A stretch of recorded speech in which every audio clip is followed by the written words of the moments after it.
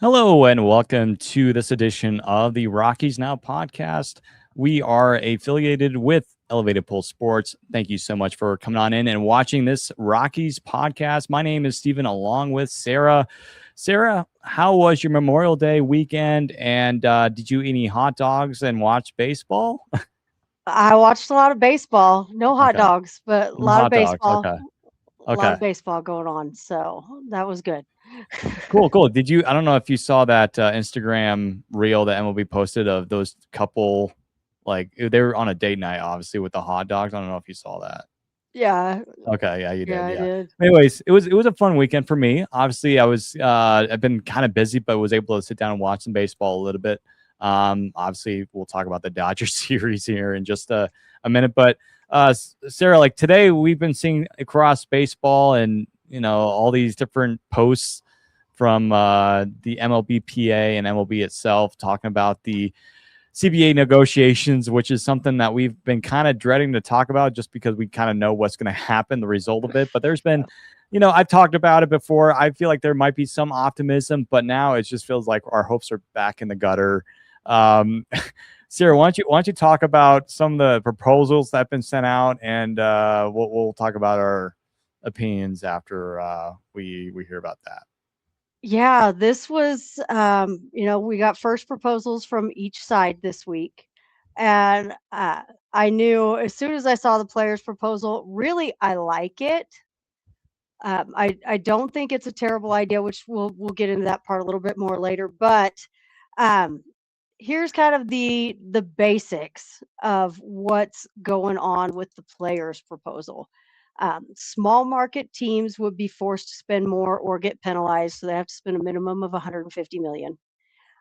TV from larger markets or TV money from larger markets would get redistributed across smaller market teams. In stadium sharing revenue will be lowered, which will incentivize teams to draw bigger crowds and keep their own profit. And then you've got the smaller market teams would be forced to spend a little more aggressively on their major league team. Now, they also talked about raising the league minimum pay to, I believe, 1.5 million from the Mm-hmm. 750, or is it 775 right now? They talked about raising Mm-hmm. league minimum, so putting more money into the players that are up on the big league roster. Um, like I said, I really kind of like this because it's a it's a salary floor without having a hard salary floor, because you're saying if you're not Mm-hmm. spending this money, you're getting penalized. Now, Mm-hmm. Christian from DMVR did post a little bit about what this would mean for the Rockies, and I think he made some really great points with that. Increase in revenue with the TV redistribution, that's definitely something that's going to help. And I mean, let's face it, the Rockies, outside of this season, which has been very strange to see the lower attendance, the Rockies typically have a really big crowd, even if half of them are rooting for the visiting team. Yeah. That Yeah. stadium still stays pretty full. So that's a lot more money coming in on that end of things if they're not having to share it. Um, Without having that salary cap, I mean, that part still, other teams can run wild with that. But as you and I talked about, that also with the Penner Group coming in, we've got that money now. Yeah. Like Mm-hmm. we have the Rockies have the potential to be one of those teams that has a giant payroll and do Mm-hmm. really whatever they want and sign whoever they want and just say, here's the check, how much do you want us to make it out for? Like that's something that's on the horizon for the Rockies. And so that salary cap, while of course Dick has always been a big fan of it, that's not necessarily something that the Rockies would want to see in the future with that Right. kind of money sitting Yeah. on the table there. Yeah. Now, And yeah. yeah, now of course the owners came back with just the Wow. Yeah. they're Bad. they're on completely different planets right now, everybody. Like this is not we're not in the same ballpark, we're not in the same country, we're not on the same continent. The owners are on Mars, okay? That's where we're starting I from. like that. I like Th- that, Sarah. Yeah, this is really let me find that. I just had that a second ago. Where did it go? Let me Yeah, find the owner's I think proposal. obviously, I think Jeff Passan posted it on X. For those who are listening or watching, you can check that out on X on his X page. Does he post on Instagram? Because I know he has an Instagram. I don't know if he posts on there at He all. doesn't post this kind of stuff very often. X is really where, and if you're not on X, Yeah. like get over there and follow Jeff. Like that's the most reliable source you're going to find. Yep. Jesse Yeah. Rogers actually broke the owner's proposal, and then Jeff kind of broke it down a little bit more. But the owner's proposal is a salary floor of 171.2 million, which is a weird number to me. That does include the player benefits, and the ceiling is at 245.3 million. How many teams are well above that? Like the Dodgers have like 500 something million on their Yeah. payroll right now. Yeah. Like of course, there would have to be an adjustment period to allow teams to get down to that. But how are teams going to do that? You've got to shed so much payroll to make that happen. And these guys are going to go from these, like, who's going to pick up those contracts? If you have these smaller market teams that now do have a chance to get in on these players because somebody like the Dodgers or somebody like the Padres has got to get rid of some big money. Yeah. Who's going to want to take that on though? Like, because that's going to eat up the entire cap space. Yeah. Ohtani's contract, when the Dodgers are going to eventually have to pay for that. And then we've already talked about multiple times, Xander Bogaerts, his contract with the Padres was a like 11-year deal.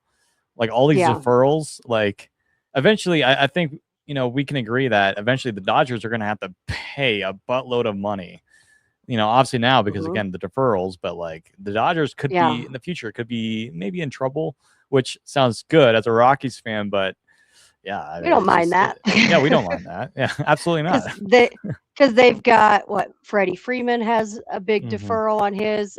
Does Mookie still have a deferral? I'm sure it probably does. Good question. This is when we need Tom, his expertise on the pod. Tom's good at finding those numbers for us really quickly. But of course, Shohei's deferral, because I mean, Shohei's actual salary for every year that he'll be playing is $2 million. That's all he's making right now. But the rest of that money is going to hit real hard. Really hard, once he's gone. And then you've got, I know Kyle Tucker took a deferral on some of his money. I think Will Smith did when he did. Like that's their thing. Everybody's taking deferrals and getting that big money once they're done playing. And that's really going to bite them hard if they're pushing for this to happen, which obviously the Dodgers are not going to be in favor of that. And I don't even understand how, with the power that the Dodgers have with the league right now and the power that the Yankees have with the league right now, how that low of a number even got pushed through for an opening proposal. All I know is going to be a bloodbath in the offseason and going into next year. And a lot of people are already like, there's no baseball next year. I'm still on the board of maybe there's some optimism, but it's going to be an all-out war. And one of the things that they're going to talk about, Sarah, we're not going to talk about it tonight, but one of the things that I thought was not too surprising was expansion. And I saw, was it MLB on Fox posted this? Sacramento is listed as one of the teams that will be in discussion for expansion, which is weird because why? Like you are okay. So first of all, there's still no confirmation while they're building the stadium in Las Vegas. For the foreseeable future, the A's will be in Sacramento, but why? Like why? Like I don't understand it. There are plenty of other markets that are begging for a baseball team. I know Nashville is very high up there. It's a growing market out there. Nashville would be a great place for an MLB they're going to be hosting the Super Bowl, I want to say, in the next 5 years. I think in like 4 or 5 years, you're going to be hosting the Super Bowl because they just finishing up the new Titan Stadium. It's going to be an indoor stadium, but why not do one in Nashville? Because, with the market over there, obviously as a diehard baseball fan, of course, they were, disbanded from baseball, if you want, or rebranded into the Nationals when I was 5 years old, I think. That was the Expos. I don't remember them at all because I wasn't watching baseball at the time, but I want to see the Expos come back. Just the branding is just perfect. kind of like the Seattle Sonics of basketball. Eventually, I think they're going to come back. A lot of people, basketball fans, Yeah. are expecting the Sonics to come back in the future. I think it's going to be this. I hope it's the same way for the Expos, but we'll see. Salt Lake City is another team that's out there trying to get a baseball team. Their market is growing. Obviously, they just got the Utah Mammoth in the NHL. So, but I just don't get why Sacramento. But that's going to be in the conversation, Sarah. Again, I think we've Why do already you need? why Why do you need another team in California? another team in California? You have the Giants, like not too far away, and of course you already ripped Oakland's heart out by taking a team away from them. Of course, the stadium situation, they needed to fix that, but it's just why I really don't get it. Maybe if baseball were to expand to, I don't know, 34 teams in the future, maybe, but like I don't see it. I don't know why they would do that. Doesn't make sense. I don't like how teams or certain cities, and I don't think there's hardly any cities out there in baseball. You can correct me if I'm wrong, Sarah, that have both a AAA team and a major league team in the same city. I don't think there's a. And see, Nashville would be Are the Nashville Sounds a AAA team, or are they? They are. However, I wouldn't be surprised. Maybe they would move as well. But again, new location, because we've seen it before. Maybe move to a different location in Tennessee, or I don't know, in the area, or to a different state. I don't know. But Nashville, I think, is definitely up there. There's that group out there. I forget their name, but they're obviously trying to bring in a baseball team. I mean, Salt Lake City, you have the Bees, but they're obviously on that list as well. But it's going to be interesting to see. But I think for Sacramento, it's just like there's no plan for the A's. If the A's were in Las Vegas, then yeah, maybe I could see it. Maybe trying to bring in some of the fans from Oakland to root for an expansion team. I could see that. It'd be kind of cool though. Oakland Ballers, the team that was started up. Maybe they can be in the conversation. I don't know. They're more of a minor league team anyways, but it's just I don't get that. Yeah, and if you really sit down and look at a map of the United States with the location of all the teams, the East, like if you split the United States in half, the eastern part of the country is just bogged down. There's a big gap right in the middle of that, because you have all those teams in the Northeast and then all those teams in the South, and then there is kind of a gap there, which Nashville would fill that gap pretty well between the two. Because I mean, if you think about it, outside of the Braves, that's it. And like the Braves, the Marlins, and the Rays in the South, that's it. So the Northeast is just loaded down with teams, even into a little bit of the Midwest there with the Twins and the Tigers and the Brewers. But then when you get over to the western part of the country, there's nothing happening. You have the Rangers and the Astros right in the middle. You have the Royals and the Cardinals right in the middle. But then you've got the Rockies. And I mean, I don't know if you've ever seen the graphic with that giant circle drawn around where there's just nothing but the Rockies. And then you have the Diamondbacks, your California teams, and the Mariners, and that's it. So I would really love to see like Salt Lake get a team. If the A's get this relocation done, which their ownership is screwing this up left and right, then you would have the Rockies, the A's, and a team in Salt Lake, and then Nashville. And that kind of at least distributes it out a little bit more, because I know for me, Denver's it. Like if I'm going to a ball game, I'm going to a Rockies game, because it's anything else, I got to get on a plane practically. Like I can drive down to Texas or Kansas City, but I pretty much have to fly anywhere else. And there's a lot of people in that kind of a situation. Yeah.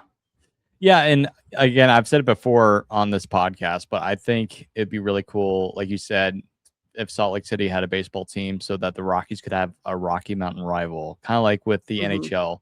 The Utah Mammoth are now kind of the Rocky Mountain rival for both those teams, Avs and Mammoth. But the Rockies, they need somebody to join the pain of high altitude in Major League Baseball. The Rockies are by themselves right now, because if you look at the graph, there's that famous graph of like the Rockies elevation stadium. They are like, if you've seen the graph, folks, you know what I'm talking about. The next team is Arizona. So the Rockies are like right here. Arizona's like all the way where my feet are. That's how bad the elevation is compared to all the other teams. So the Rockies, they need somebody to be up here, like right around here. But actually, I think, Sarah, if I'm not mistaken, a part of Salt Lake City, actually, I think is higher than Denver, if I'm not mistaken. I would have to double check on that. Again, I'm not an elevation nerd. You might be right. But if Salt Lake City gets a team, right they would have a higher elevation than Denver, which would actually give a Rockies an advantage. But who knows? If they did get a team in Salt Lake City, 100%, they're going to do it indoors, and they're going to have a humidor, which some other teams do have. Like Arizona has a humidor. I want to say St. Louis might have one as well. Some of the more offensive ballparks in baseball have a humidor now. But I do know Arizona has one. I've seen the Rockies humidor. Oh, you've been inside it? Yeah, you get to when they do Rockies Fest when you're down there in the lower level around the clubhouse and everything. I forgot about that. It's right outside. Yeah, it's right outside the press room where Warren does all of his interviews. The humidor's right there. I guess it gets its name right. I mean, I bet it was very humid inside when you stepped in.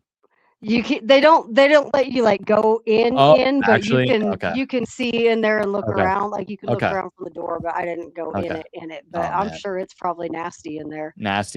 And then just how crazy how dry Colorado is. If you live outside of Colorado, folks, if you're listening or watching, it's dry as heck here, man. Arizona is even drier, but it's crazy how when those balls go outside the humidor, immediately it just dries up. And that's just how crazy the altitude is here in Denver. Wild says Mexico, Portland, Salt Lake City, and Nashville are my guesses. Mexico, I could see because if they have that stadium that they always play at, whenever they do the Mexico City series, that actually has a higher altitude than Denver as well. That would be significantly higher. You would not be able to win pitching and no Cy Youngs guaranteed ever. I mean, it's already hard enough to pitch at Coors Field, but that's a heavy offensive ballpark, unless if you had like a guy throwing like wiffle balls in that stadium. But Portland, I don't see Portland, Sarah. That's just my personal opinion, just because of how close Seattle is. But it would be kind of cool to see a rivalry between the Mariners and Portland, because the Mariners have to travel so far. I mean, they have the most distance in all of baseball. Yeah. Same thing with the Seahawks in football. They have the most traveled miles out of any sport, or any team, I should say, in that sport. However, I think more than likely I'd probably go with like Salt Lake City or Nashville as my two teams. Wild says wildcard guess Puerto Rico. That could be interesting because obviously they love baseball. If you've been watching, folks, the WBC, it was awesome to see Puerto Rico. I mean, they love their baseball. We saw Willie Castro play for Team Puerto Rico this year. Man, that country loves their baseball. It'd be cool to see them, get a baseball team. It's just the travel. Yeah, the logistics. And I think you run into that same issue with Mexico, because even though they do the Mexico City series, Mexico is a very volatile place right now. I don't know that's probably not. I don't know that MLB wants to put people at risk with that. Because I mean, I'm honestly, with everything going on down there, I'm kind of surprised, not to get into that sort of situation, but I'm honestly kind of surprised that the Mexico City series happened this year with just how crazy it is down there. Yeah. And Wild makes a good point. If expansion takes place, so does realignment. Yeah. I mean, we've reached on before on this podcast that the Rockies 100% would be taken out of the NL West, and there would be a new division created, which we've been praying for years. And I remember, was it Woody Page years ago? This was before Arenado became a superstar. I think this was when he came up, but he did those podcasts for the Denver Post saying that the Rockies will never, ever be good until they, realign the divisions and the Rockies are out of the NL West, which at the time I'm like, hey, come on, dude, we'll get better. But now it's like, maybe he has a point there. I don't agree with Woody Page hardly at all, but that's one of the things I would agree with. Is we need a realignment. It's kind of unfair just in terms of, that's why we're going to get probably into a lockout, is because of the disparity and the money and everything. And just it's kind of unfair in baseball, and they need to fix that up. And Yeah, and I mean, I would hope they kind of retool the proposed realignment, because I know that was floating around a while back, with the proposed realignment. I believe like a lot of teams were switching leagues altogether. Like the Braves were going to be an American League team, and I was like, "What are you doing? No, you can't. You can't do that. Like yeah, you got to find a way to fix that a little bit differently than what they've proposed so far." I mean, I wouldn't mind of course you're gonna have to have a realignment, because where are you gonna stick those teams? Like you can't have a couple divisions with six in each league. You'd have to balance that out a little bit more. So of course it's gonna have to happen, but I don't like how they were proposing it to begin with there. It's just funny how the Astros, when they were in the National League Central had 6 teams. Yeah. And that was for several years. It was for several years. They had 6 teams, which was kind of cool because but then you had only like 4 teams in the American League West. So yeah, because you had, and at that time though, there also wasn't like, you had your NL East, your NL West, your American League East, your American League West. So they were bigger divisions. I remember those days, sadly. Yeah. Anyways, yeah. So that will be happening during those talks. We kind of went a little bit further than we wanted to, but yeah, we're in for an interesting treat. And again, this is going to be something that we'll definitely be talking about as more of this stuff will be coming out, and so we'll definitely be talking about it once it does. So, but other than that, it's not looking promising, but hopefully there is progress. But as somebody that once said, I think I saw the comment, because I think this was when the 2022 lockout was going on. Jeff Passan would text. Oh no, he would put this on X, and it was like there was no deal, there was never going to be a deal, sort of thing. And I saw a bunch of those comments yesterday. I'm like, oh man, just PTSD from 2022. It's just, oh man, it's going to be a long year next year, Sarah. So we were talking before we started, it's just like what we're going to do for content, but we'll get to that when that happens. And I hate to break it to everybody, y'all better hope and pray for a resurgence of the steroid era if there is a significant lockout, because it's, as somebody who, as I was telling you earlier, somebody who remembers very well 94, 95, which was the last time that ownership really pushed for a salary cap, and we didn't get any baseball for a long time. It took that Mark McGwire, Sammy Sosa, Barry Bonds, billions of home runs, everything going insane to bring the sport back. And I don't want to have to come to that again. Yeah. Bring back definitely the juice gonna balls have to from juice some 2019. balls. We're gonna need somebody. 100%. We're gonna need Aaron Judge to hit 84 home runs in a season in order to save this. It's gonna happens. Yeah, it's gonna happen. I remember, was it 2019? Arenado had that insane year for us, and we still lost over 90 games, and Arenado had an MVP type year. But hey, you know what? Maybe we'll see Ezequiel Tovar hit like a 40 home run year in 2028. How great after the would lockout. that be? I love it. But talking about Tovar and the Rockies, let's jump right into our first topic of the night. We're going to kind of speed our way through these. But talking about the Dodgers series, Sarah, obviously game 1, not too bad. Game 2, though, oh my goodness, we were down 15-1 at one point. And then our guy, Brett Sullivan, is still shocking the world, everybody. He is playing Ohtani-esque. I mean, Ohtani's probably his favorite player, Sarah. I mean, the guy has been unbelievable on the mound and at the plate. I mean, despite the batting average, you want to gouge your eyes out, but still, this guy, he knows how to play. Add Brett Sullivan to the starting rotation. Yes, immediately. Can't get any worse. Replace Freeland with Sullivan. Replace Freeland with Sullivan, effective immediately. Freeland, it's so disappointing because he came out so hot. Out of the gate, so good. And we were like, hey, with the new pitching staff and the new pitching like guys in the front office, we're gonna see 2018 Freeland-esque back. Yeah, and it looked like it was happening. Yeah. And then we got that injury. And I don't know, I can't help but wonder if it's still if something's still nagging him, if there's something else going on that he's trying to pitch through, like what's happening there, because it's 2 completely different guys.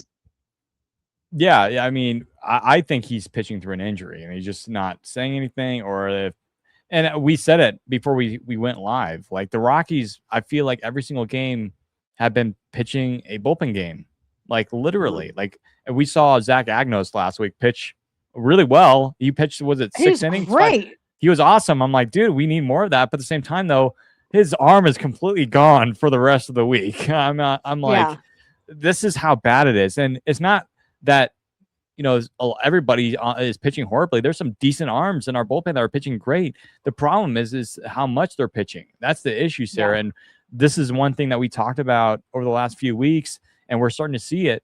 And we were afraid of it going into this year. It's just like, we cannot overuse the bullpen or have guys pitch, all these innings. And a lot of it has to do with injuries. And I think, again, I don't want to make too much excuses. Don't get me wrong. The Rockies are, playing pretty poor baseball, but a lot of it has to do with injuries because, again, you have arguably your best player, Mickey Moniak, is injured. TJ Rumfield just got injured. Fortunately, I don't think he'll be on the IL, which is great news for us. But then you have, some other guys who are not performing. Tovar is not performing well. Hunter Goodman's not performing well. Like literally almost everybody on the roster is not doing very well in terms of the hitters side, other than like Jake McCarthy. He is, he's doing decent now. But even Tyler Freeman last year, how good he was, felt like every single game whenever he played, he was getting on base or getting a hit. He's only hitting like 240 something this year. So he's having a regress year. But it's just like, it's injuries and just, I think everybody's just tuckered out. Like it's just, they're playing in uncomfortable spots, or they're not prepared compared to like teams like LA and Arizona who are playing great baseball and have better talent. But it's just the Rockies, they're not living up to what we thought they could potentially be. Now, again, they are miles better than they were last year, and that's saying something because last year the Rockies did not get to 20 wins until like July.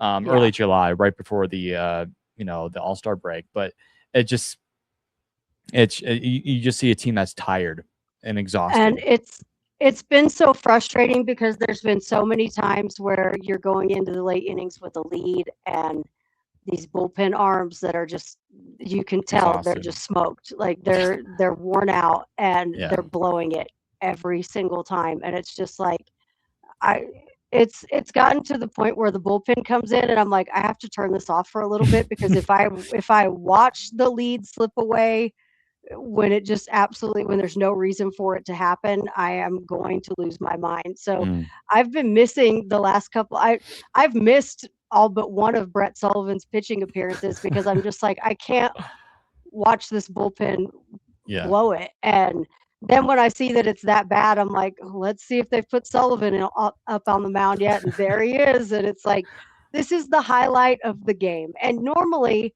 if you hear position player pitching, you hope that it's not your team. Yeah. But now I hear position player pitching, and I'm like, it's Brett Sullivan. He's going to get out of this. We're fine. We're getting killed, but at least it's not going to get worse. Yeah.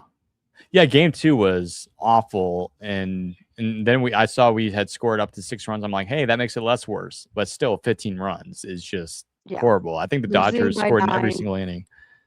Yeah, except the second. That was the only inning that they did not score in. Wow. And I mean, losing by 9 runs, it might as well have been 14 runs. It was great to see those home runs late in the game from Karros and Sullivan, but at the same time, how are you supposed to come back from that? Yeah. When game 3 was game 3 was earlier I said it was slightly better, but then I completely forgot that we were being no hit going into the 8th inning, and thank goodness Tyler Freeman delivered for us, but still we got 1 hit last night. I was like, how did we score the run? When I saw we were being no hit, I'm like, how did we score the run? Right. I saw it was a ground out. I'm like, you don't see that very often in baseball. Like 1 run, no hits. I'm like, what? But then I saw that we had gotten on base, I think, via walks and just stuff like that. And, But I was like, wait a second, we're being no hit, but we're only down by 1. It's like 2-1. I'm like, what's going on?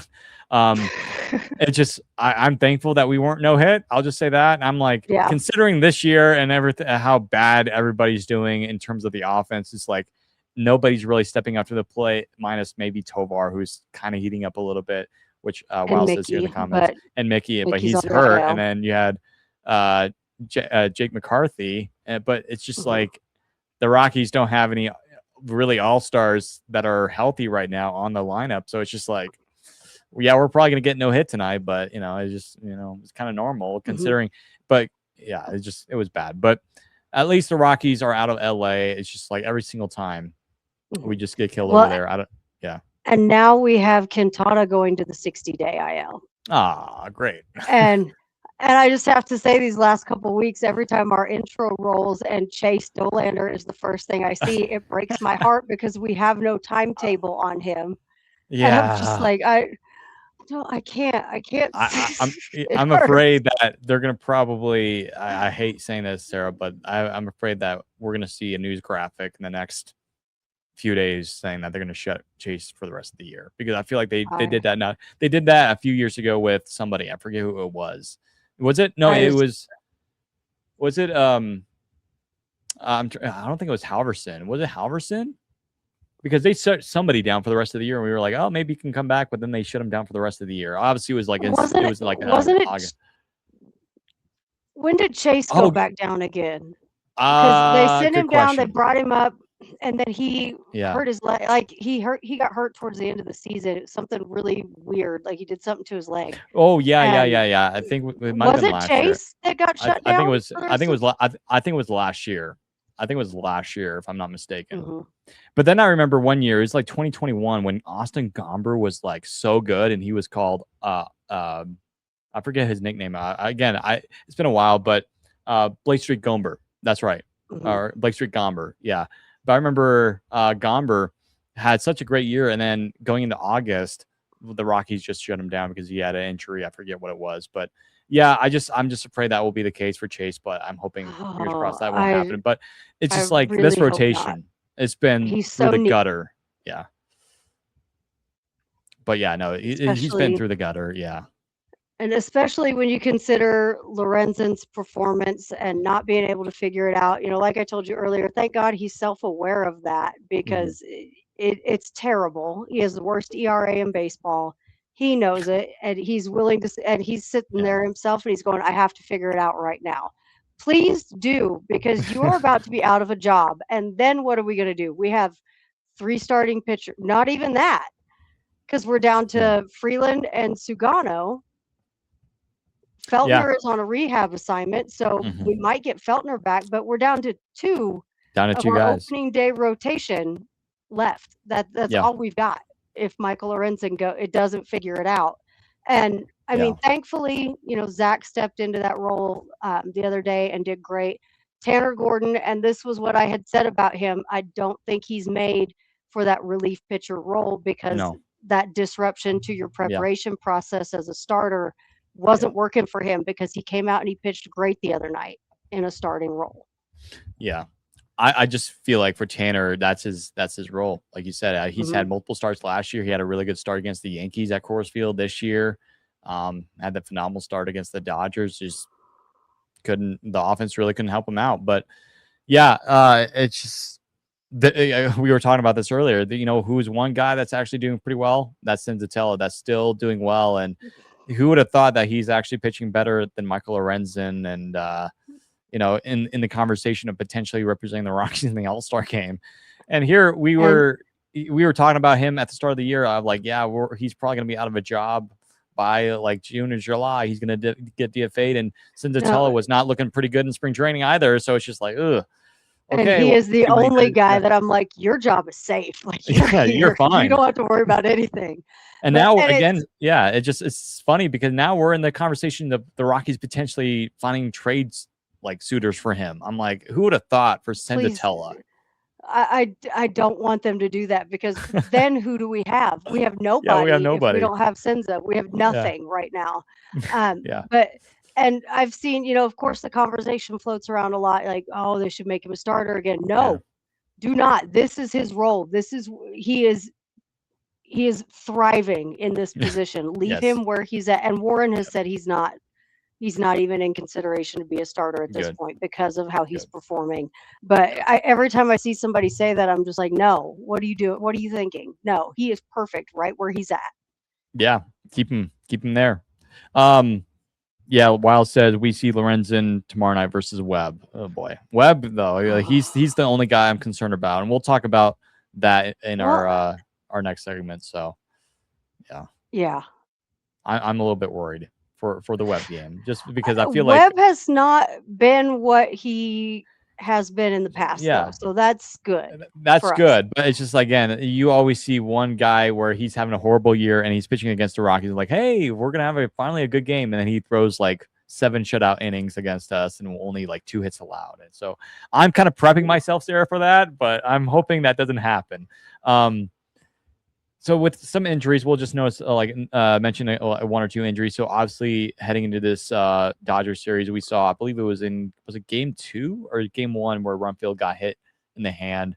Right. And I think it was game 1, but the x-rays came back negative, which is great news.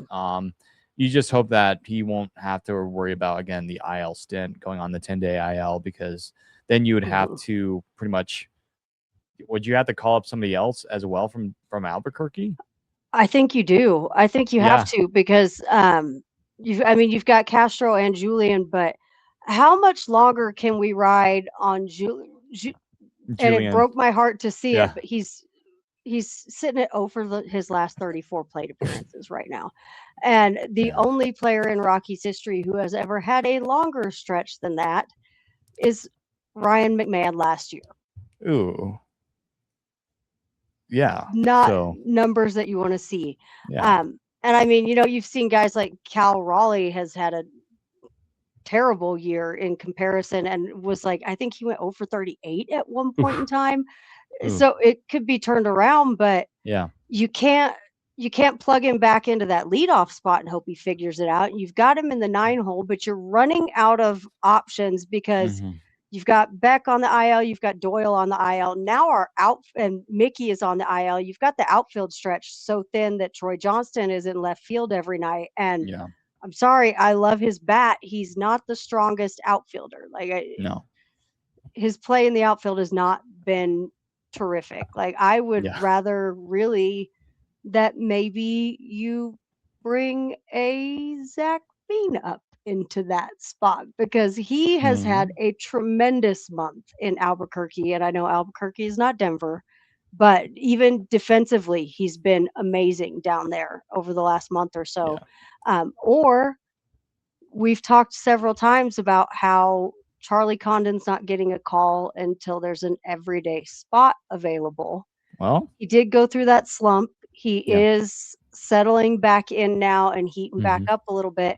I don't feel like Charlie is ready, but there's potential there for a short-term everyday spot to test him and see how he does. Yeah, it was in the case of Zach Veen, it's not like you are trying to take over Troy Johnson's spot.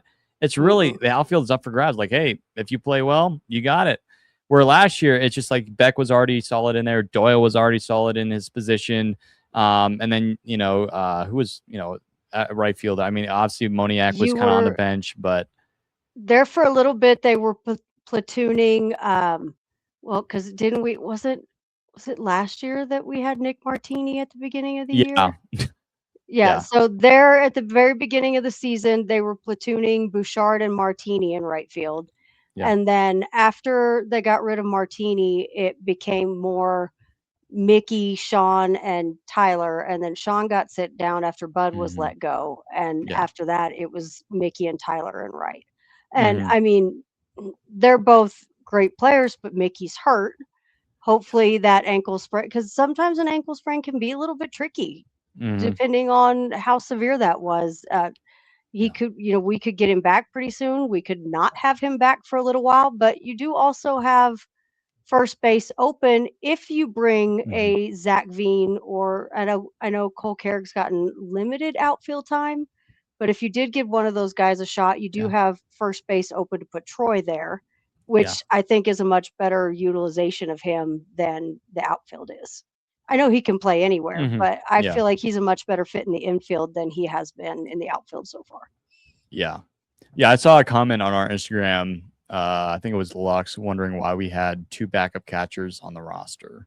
Because we have Fulford, we have Sullivan, and then Goodman. But again, a lot of it has to do with where we are at right now in terms of injuries. Like, a lot of people are injured. But also too, I think the Rockies are enjoying Brett Sullivan being on the mound. So, it's just like he's one of those guys now. He's hey, put him in the if we have bullpen. put him in the bullpen, if we're getting blown out like, 18 to like 1 or 18-2, whatever it is, and then he's the guy that you go to. Yeah, no, it sucks to see because again, it's really hurting the Rockies, and I don't think we really had injury issues last year to the point where to this extent, to where I feel like our best players are injured. And I mean, we've had a lot of injuries already this year. Yeah, it's bad. This feels very 2025 Braves because Hmm. everybody went down in Atlanta last year except for Matt Olson. Like he was the only guy Yeah. that was Yeah. steady for them. Everybody else, and it was wild injuries, like just weird little things happening here and Yeah. there, and you'd lose a guy for months at a time. And it Yeah. feels a lot like that because we went from during our predictions episode having this giant preview of outfielders. We had so many guys that we could talk about, Yeah. and we have 3 now. Like Only 3. everybody's hurt. Mhm. Like when Jake McCarthy is your everyday center fielder, it's like what happened? Where did everybody go? And Yeah. and that's not to knock Jake because he has been playing a lot better defensively, but he's not a super strong center fielder. Yeah. And Jackson here in the comments just joined us. Jackson, good to see you. There are not many more position players on the 40-man left that isn't hurt with the Rockies or with the Isotopes. Yeah. Yeah, it just like, and you made a good point, Sarah, because last year with the Braves, they didn't get good until they got those players back. I'm not saying that the Rockies are going to, shock the world and, go on a stretch to where they win 10 straight games when they get Moniak back and, their pitchers are healthy again. But it just, again, it dictates on your record and your games. I mean, the Rockies are arguably probably one of the most injured teams in baseball at this point. I feel like every single night there's a new injury update and it's just like, oh, come on, man, Yeah. But yeah, fortunately, hopefully Rumfield is okay. So I don't think there's really any other updates other than, you mentioned Ryan Feltner. He is getting rehabbing right now, so he should be up hopefully soon. That guy's been through so much over the last few years. Yeah. I think it really started off when he got hit in the head on skull that line fracture. drive. That really just started piling injuries on for Ryan. Maybe a part of it is mental a little bit, but I think it has to be. Like I don't know that you ever fully recover from something like that happen. I mean, there's always, I'm sure when he got hit with that comebacker not too long ago, that I mean, he probably saw his life flash before his eyes again. Like that would terrify me. Like, I mean, I don't know how you can't have just a little bit of that. But at the same time, like, I mean, he was off to a pretty good start, and his first rehab start did go really well. I believe he pitched 6 innings. He had 5 Ks, didn't allow any runs. So good start there on the rehab side for him. So that's good news. But at the same time, with everybody in the rotation going down as fast as they have, who do we have left down there? Like we got Sean Sullivan.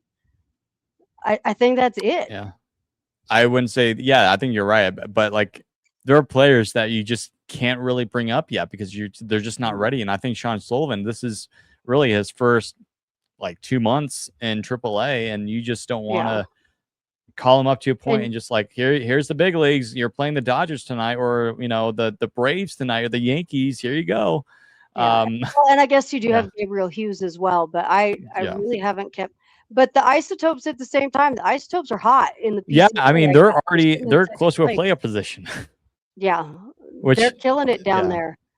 You like to see it. Again, Paul DePodesta said when he came on with the Rockies that you want to see improvement and good minor league baseball play. Like you want to see a good record because that will eventually translate to a winning record on the big league ball club. And so Albuquerque, hey, I mean, last year, kind of like the major league club, Isotopes for the last number of years, they have been arguably the worst in minor league baseball, or at least in the Pacific League. It's been that bad. But hey, the Isotopes are playing fun baseball right now. I think they're right around 500-ish, if I'm not mistaken. They are. I don't have that. Let me look real quick. I just had that in front of me earlier, because of course they played a day game today. They did get a win, 12-7 over. They're 30-24. Oh wow. 6 games above 500. How about that? Yeah. I And wonder how the they yard goats are are, doing. Yeah. I can tell you here in just a second. Yeah, they're only looks like they're just 2.5 games back behind Oklahoma City, which is the Oh, Dodgers. ooh. So they've handled Oklahoma City pretty well. Let's take Rockies a NL look. West champions in 2028. You We got would Jackson hope, again in the comments. but Yeah. at the same time, like Jackson mentions here, you're running out of guys hurt. Who Who's what next? move do you make if you have to select somebody's contract to the 40 man? Like who's gone? Yeah. Yeah. Just like pick up somebody from the That's free where it's agent going to start. wire. Yeah, that's where you're going to start seeing some of those really tough decisions have to come in because um, who are you cutting from the 40 man to make room if you have to select somebody's contract? Like what move are you making? Who's the first to go? Yep. And right now, it could be anybody with the way things are going. Yeah. Like, again, we got to start wrapping this up. But, like, again, Carson Palmquist, again, he just got moved, I think, after last week's episode to the Nationals for cash. And people were wondering, why cash? Because we already have that money from the Panthers. Well, I think it's just more of a roster opening. But also, it's just like, maybe he's going to thrive somewhere else because it's just they saw something. They saw something in Carson, which I'm on board with. Even though it's a little bit shocking for me, I kind of like Carson just because of his arm slot, a little bit like a Chris Sale-esque look to it. I know Tom was a big fan of Palmquist just because, again, that lefty arm slot. Carson, man, he just has not been able to put it together. I don't think he really had one single good start or performance when he was up with us, which, we were so high on him and he was a high Rockies prospect. But again, we're seeing the Rockies front office, the new Rockies front office, kind of take a different approach to what the previous administration did. And they're looking with new eyes and saying, okay, do we have this guy doesn't really fit what we're wanting to do. Hartford is a half game back in their division, by the way. Okay, so they're also having a great year. Yeah, they're 25-21. So okay, so we're seeing our minor league teams are looking good.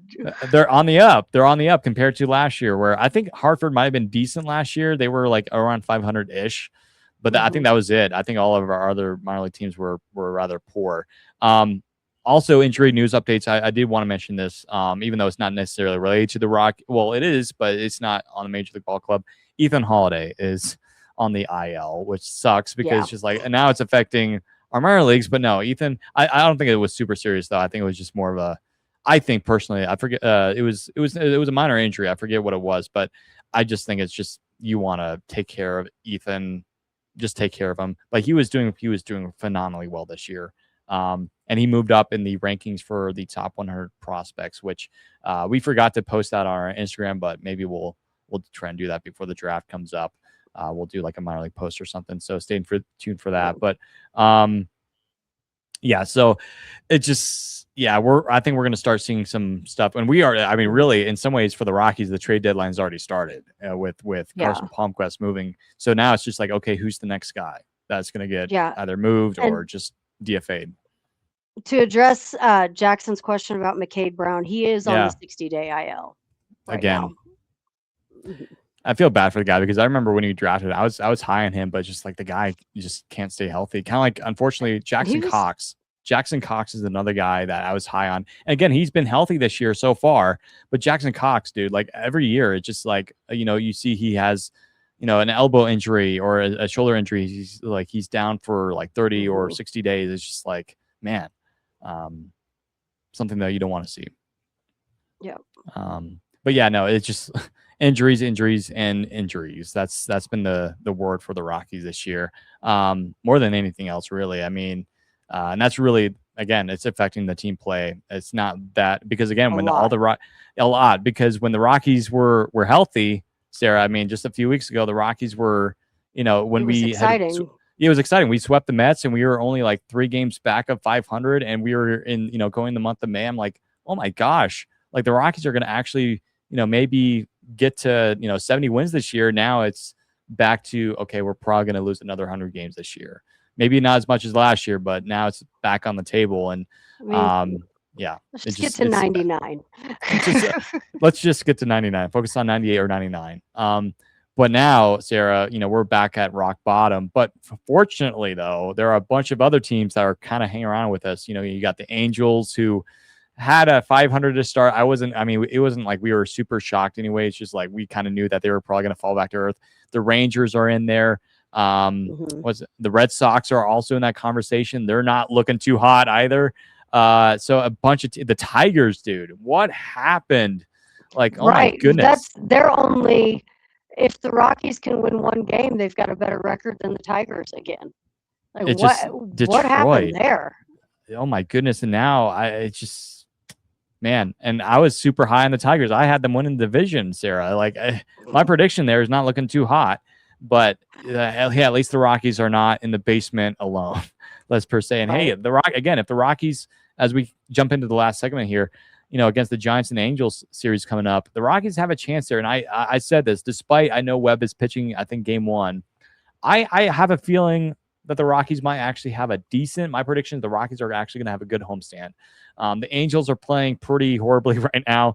I would like to see the Rockies take advantage of that. And you know what? I would also love to see, Sarah, Mickey Moniak come back against the Angels series. And then I would love to see that. But unfortunately, it could happen. It could happen. He would just have to have a really quick rehab in like Albuquerque and then get called up.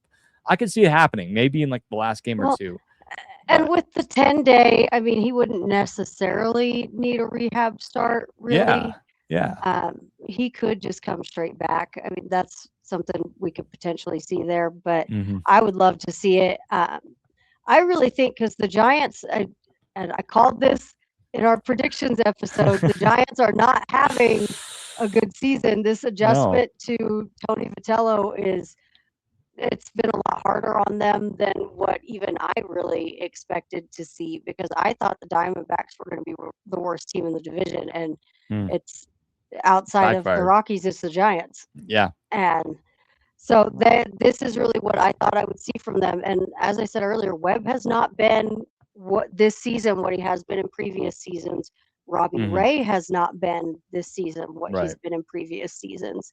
So those are two of your big arms right there.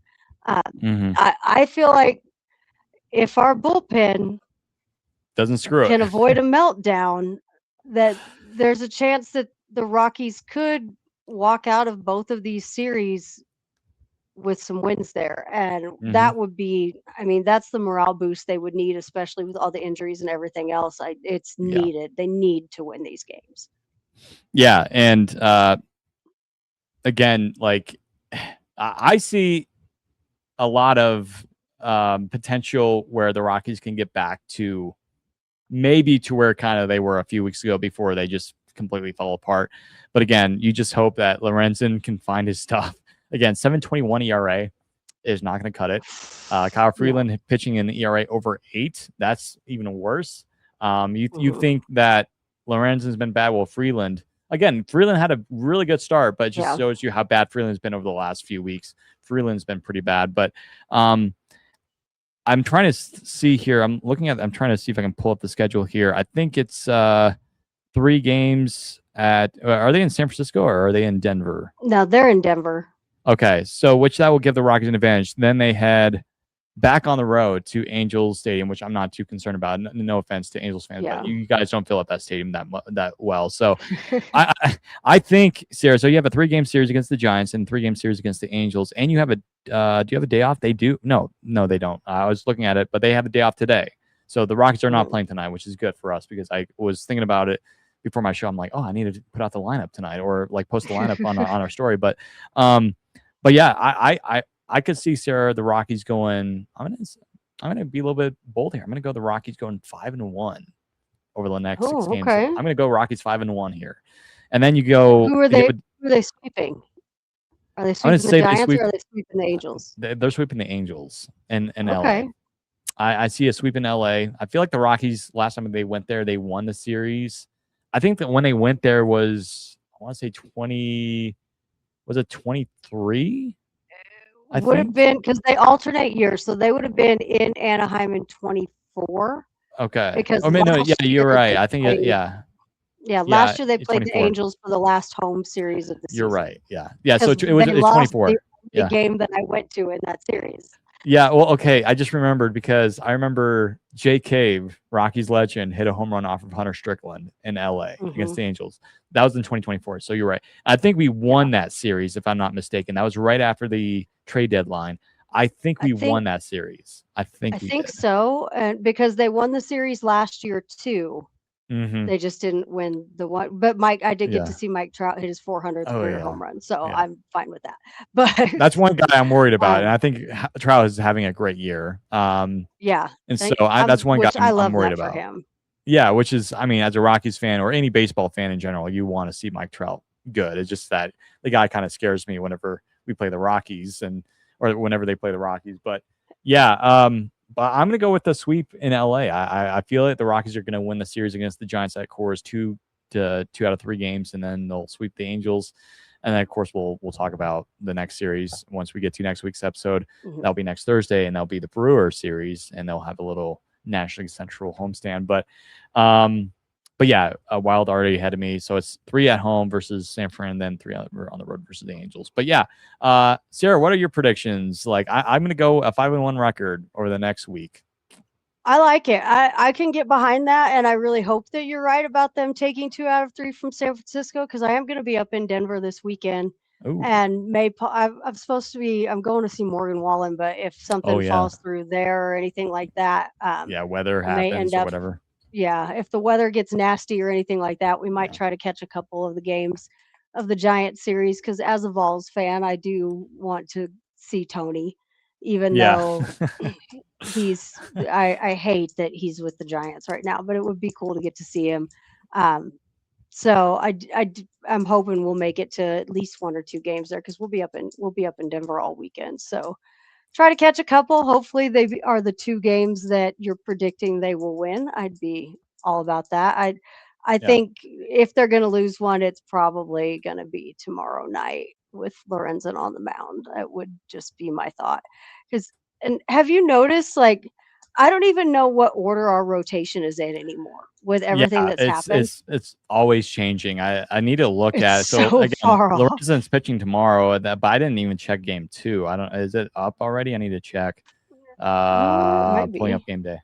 So Lorenzen again pitching game 1, and I'm going to be putting up a poll here. So if you guys have any predictions, let us know in the comments below if you're watching on X or YouTube. But you can also interact with this poll that I'll be putting up here on the screen right now. On the bottom left of your screen. So type 1 or 2 in the chat. So answer, will the Rockies have a good week against the Giants and the Angels? So let us know by typing that in the comments or just interact with that and let us know what you think.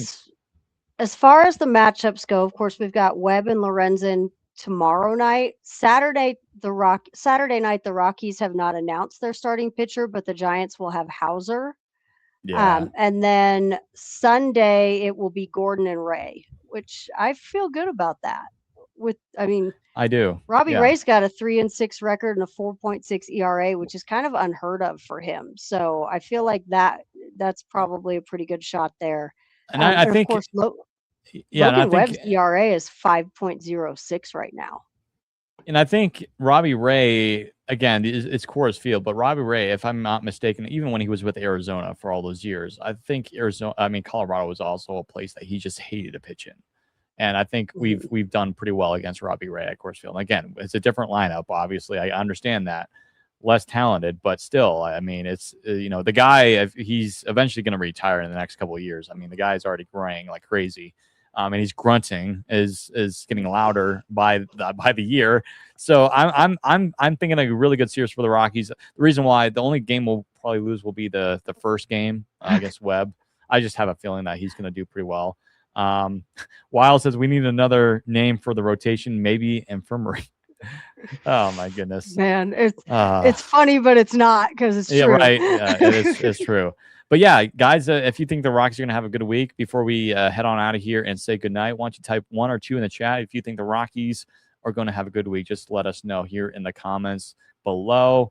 Unfortunately, to our audio listeners, you can't interact with that, but hey, you can listen to our beautiful voices, and we want to appreciate you guys for listening on in to tonight's podcast. But any final words, Sarah, as we get ready to look into next week for the Rockies, and hopefully the Rockies have a good week, because we definitely need it, because you don't want to extend this losing streak and extend the losing for the Rockies to the point where we're probably going to be at the bottom for the rest of the year. Where if the Rockies have a good week, hey, at least we won't be at the bottom of the cellar until maybe later on in the season. But hey, the Rockies can at least stay a little bit more competitive here. Yeah. I mean, fingers crossed, no more injuries would be the biggest thing I would want to say. Nobody else get hurt. Please, all of you, take very good care of yourselves. Bubble wrap when needed, whatever you got to do. And maybe we can start to get some of these guys back, which, I mean, oh yeah, no rain and warmer weather would be. It's supposed to be pretty nasty Friday. Yeah, I mean, this week has been kind of rainy here in Colorado. It's been decent, nice temperatures, but yeah, it's been kind of rainy and wet. Yeah, and all of that moves down to where I'm at. So it's like it hits you guys, and then by the next day we get it here, and so it's been pretty nasty here too. But I think Friday's supposed to be kind of ugh, but Saturday and Sunday I haven't heard anything yet. Yeah, but one thing for sure, don't trust the weathermen, because they're 99.8%. Maybe I'll give them like a 0.2 percentage that they're incorrect. So I'll be nice to them. Yeah, so hopefully, again, Rockies have a good week. Stay tuned to Rockies Now, to our socials. We'll be giving you guys updates for that on the lineups. We'll be posting that in our story. And then I forgot to do the final score last night. I was working on other EPS stuff, posting on the podcast, and I was like, oh, it's like 1 a.m. You know, it's like people are not interested, and plus it's just like we know it was we people already know the score in that. So anyways, again, stay tuned to our socials. We're growing pretty quickly over there. Again, check us out on Instagram and X. Especially on Instagram, we're growing pretty quickly over there. But if you're brand new to the show, welcome on in. We'd love to have you be a part of the Rockies Now family. Feel free to like, comment, subscribe, and follow us over here at Rockies Now. We would appreciate it. We're trying to hit 10,000K hopefully by the end of the year. That's a kind of a tall order, but we're going to try to get there. But anyway, guys, we appreciate you for coming on in and taking your time and listening to our wonderful voices and talking about the Colorado Rockies and how bad they've been this year, and the injuries that we've had to suffer and watch. But we really do appreciate you guys for coming on in and listening to us every week. And to Wild, we appreciate you for coming in every week and commenting and interacting with us. We appreciate you. Absolutely. And so, yeah. Go Rockies. We'll see you all next week, hopefully on the next edition of the Rockies Now podcast. On behalf of myself, Tom, and Sarah, thank you so much for watching. And as always, go Rockies.